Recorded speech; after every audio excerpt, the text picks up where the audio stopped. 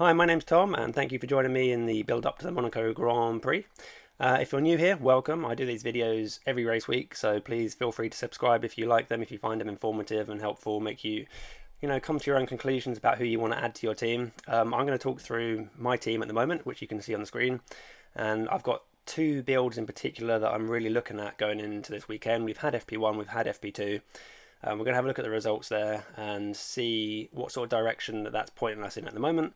Like I say, I've got two builds. We're going to have a look at them in just a moment. But first things first, I want to throw it over to the spreadsheet and we'll have a quick look at the results from FP1 and FP2. Now, kind of as expected, Leclerc's on top. Before going into practice sessions, I've been saying that the Ferraris are looking strong. It's not just me saying that. Pretty much everyone's saying that the Ferraris are going to be strong around here. They've got really good grip going through those slow corners, and Monaco's full of those slower corners, and I think the Ferraris are just set up really well for this track. So a part of me wants to kind of jump all in on Ferraris. The other part of me is very much cautious in that approach, because obviously Leclerc's got a horrendous track record. He's never finished a race in any of his Formula races that he's done around Monaco, his home race. There's lots of chit chat about him being cursed or jinxed or whatever. And while I don't believe in curses and that, I do think that it could potentially, play on your mind if you're going into a track and you know that you've had half a dozen DNFs or haven't even started the race sort of thing because of the issue in 2021. It's got to be playing just slightly on Charles Leclerc's mind, but I think Charles is mature enough and strong-minded enough to sort of get over that, and he is, from what I can tell, in the best car for this weekend. And the thing, I think he's still like a great option. I think the Ferraris in general are going to be a great option. In terms of turbo driver, I'm very torn. The poll I put out on my YouTube the other day is almost exactly like 50-50. I think it's very, very slightly in favour of Leclerc over Perez. And I can see why people are trying to go with Perez because of Leclerc's, like I say, misfortunes here in the past. But we'll talk about the turbo driver in a minute, but let's just have a quick look through the rest of the standings. So Verstappen's been slightly off it. I think Verstappen's not really showing his true hand at the moment. I think he's still got some more pace in him. Perez is really on it though. Perez has been in great form all season, and Perez is definitely going to be in my team going into this weekend because I think he's just a really good option. The Red Bull is clearly a good car, and he's just really underpriced in my opinion. Someone that's interested me all week in the build-up to this, and here he is again, is Lando Norris. Anyone who watches my videos regularly know I do this thing where I predict or try and predict the qualifying based off the practice sessions. And very quickly, if you haven't seen it already, I'm going to run through this very quickly. If you've seen it already, skip forward like 30 seconds, feel free. So anyone who's not seen this, Lando Norris is probably the most accurate, apart from like the Clerk and the Tiffy, who are at the two extremes, like pole and P20. Lando Norris is the one driver which is this is like he's showing some clear trends for accuracy here. So you can see based off practice sessions, purely practice sessions, in Bahrain he went from P14 into P13, his actual quali position. In Saudi Arabia, P11 into P11, super accurate. Australia, P5, he ended up P4. Miami, he was P8 and he came P8. And Spain, P11, P11. So yeah, super accurate so far from what we've seen from Lando. And despite this, his illness, he's got tonsillitis and whatever, he's not 100%. He's still banging in the lap times through the practice sessions. So obviously we got FP3 to come, so that might change his average. It could go up, could go down, could stay the same. But obviously right now he's averaging P5. So at the moment I would very much expect him to be qualifying in P5. To be honest, like give him some leeway, P4 down to P6 maybe. We don't know for sure. We can't say for absolute certainty. But Lando Norris is very, very appealing to me going into this race week. Other people that have caught the eye a little bit is Pierre Gasly. The AlphaTauris just haven't even considered them all season. And to be honest, I'm still not considering them because they're an awkward price point. Gasly has done well in the past around Monaco, and he's proven pretty consistent. I think through this predicting qualifying thing as well. Where is he? Gasly 2.8. Okay, so nowhere near as accurate as Lando, but within a couple of positions in general. So at the moment, averaging sort of around the P6, P7 mark. So yeah, Gasly could be a good shout going around here, but not for me personally. And the Mercedes, they're on that streak, they're on the race streak. So of course, it's very tempting to want to get them in. They've struggled though in FP1, FP2. Lack of stability in that car, lots of bouncing around. Not so much the porpoising. I think it's just I don't know what's going on, but the porpoising generally occurs on the straights. But there's definitely some sort of instability of that car, and I'm a bit nervous to pick them. Something to bear in mind is the fact that it may in fact pour rain in Monaco, and in which case, that could close the gap a little bit between the Mercedes and where the Red Bulls and Ferraris are. So there's a chance we might want the Mercedes, because I think Lewis and George are both potentially good options in the wet. I think we've seen them both do really well in the wet previously, and I think they could come into their own if it pours rain around Monaco. But at the moment, the Mercedes are just not really appealing to me. George is doing all right. But the car itself just looks. It worries me, and if we're doing like 70 odd laps around Monaco, it just kind of concerns me, to be honest. So yeah, and then the other thing which I think in a lot of people's minds is choosing between potentially Albon and Magnussen. I think Magnussen, leading into this weekend, I've been thinking Magnussen's the better option. Looking at the qualifying position so far, practice position so far, Magnussen is only slightly ahead of Albon, to be honest. If we look here, P14 and Albon in P15, and then P11, Albon down in P14. So Albon's actually doing all right. And Magnussen is again doing all right. He's outperforming his teammate at the moment. And I would have expected Magnussen to be slightly higher, but I still think out of the two, you can't ask for too much. He's only cost 6 million or whatever, 6.1 million. So I do think Magnussen is probably the better option over Albon this weekend, if that's your decision that you're going for. And around that price bracket, I don't really see, no one else really appeals to me that much, to be honest.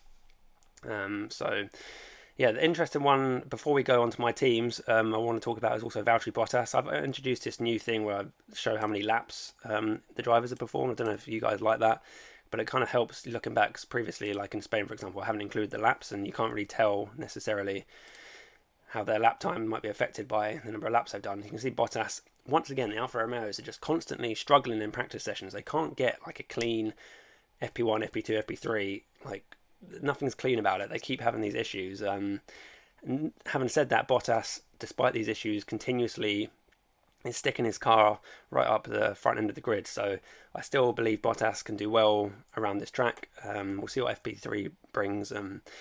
He's on that streak as well, so I do think that Bottas is still a great option, despite the practice sessions not really living up to the hype. And I'm kind of disappointed in a way because Guan Yu Zhou on the other Alfa Romeo has also kind of underperformed a little bit down in P17 and P15. So there is some concern, and obviously that on top of that there is the reliability concerns. The Ferrari engines, we're starting to see a few more reliability concerns.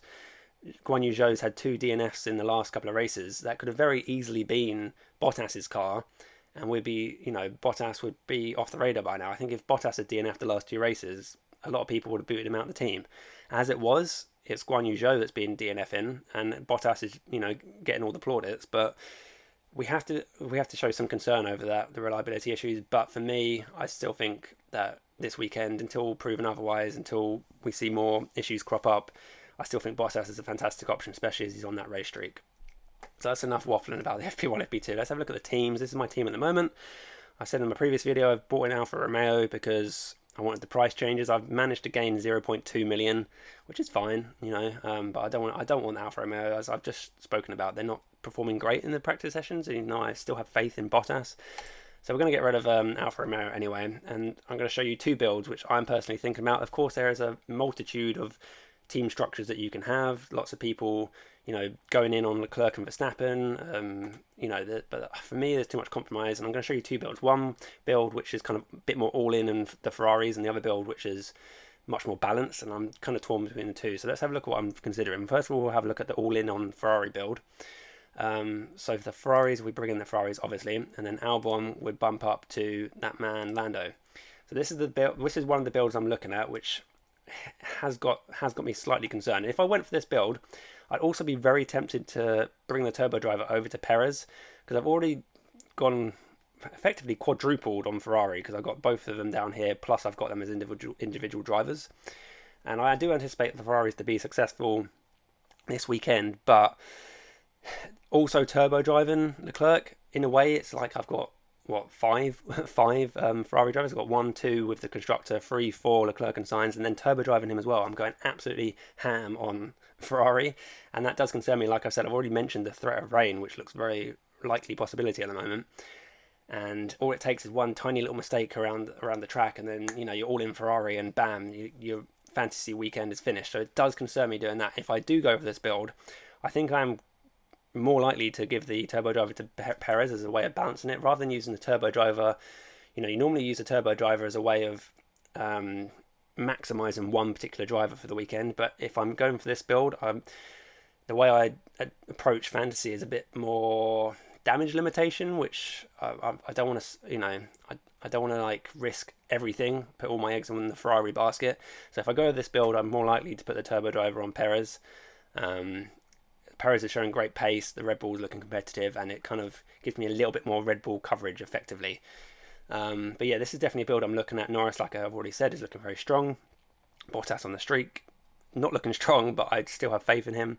And then going all in on the Ferraris. This does obviously not net me any points if Verstappen does well. And we all know what happens when Verstappen finishes the race. He either wins or he comes second, basically. So this build does concern me slightly, that I don't have any coverage on Verstappen. But I am still very tempted by this because, like I say, Norris is looking good and the Ferraris themselves are looking really good. And yeah, so this is definitely a build I'm looking at. The more balanced approach, which is potentially a safer approach, and particularly with the rain incoming, it doesn't quite go all in on one team like I have done here. So we get rid of the Ferraris and we're actually going to bring in the Red Bulls, who are also looking good. And then Norris will become Kevin Magnussen. You could, like I said, I've already just touched on, leave Magnussen as like as an Albon, or if you really think the Alfa Romeo is going to go really well, maybe you want to bring Guan Yu Zhou if they show like a lot of improvement in FP3. And even Tsunoda, like I've already touched on, the AlphaTauri is looking kind of strong, and they're kind of in that price bracket. But for me personally, Magnussen is the safer bet. He's probably going to be beating Schumacher. He's shown some pace around here. He's got a bit more experience than what Schumacher's got around here.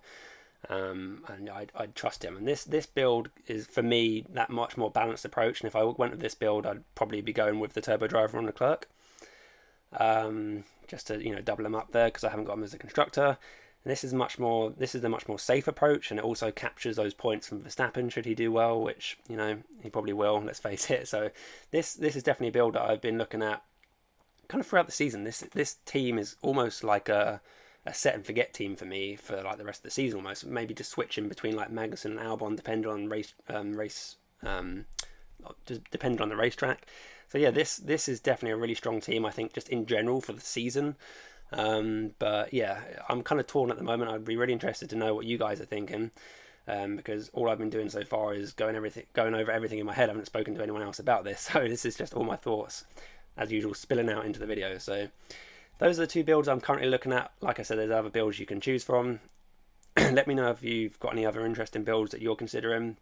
And out of the two builds that I've chosen, if you're looking at one of those, then maybe you can give your opinion as well on whether you think one is better than the other, or maybe maybe you want to gamble on the Mercedes with this build and you don't want the Red Bulls, and you can, if you've got a reasonable budget, you only need about 104 million for this. You can afford this with the Mercedes if you think they're going to do well on that streak. So yeah, lots to think about. We still got FP3 to come, very important. But that pretty much sums up my thoughts at the moment. So thanks very much for watching. Make sure you're subscribed if you're not, because all these, like I said, these videos come out every race week. And best of luck with whoever you end up choosing. May the best driver win. Let's hope there's not too much rain, because too much unpredictability for me. But I'll be watching from behind the sofa. So anyway, thanks very much for watching. Enjoy your weekend. Let's enjoy this Grand Prix. It should be a good one. So thanks very much, and bye bye.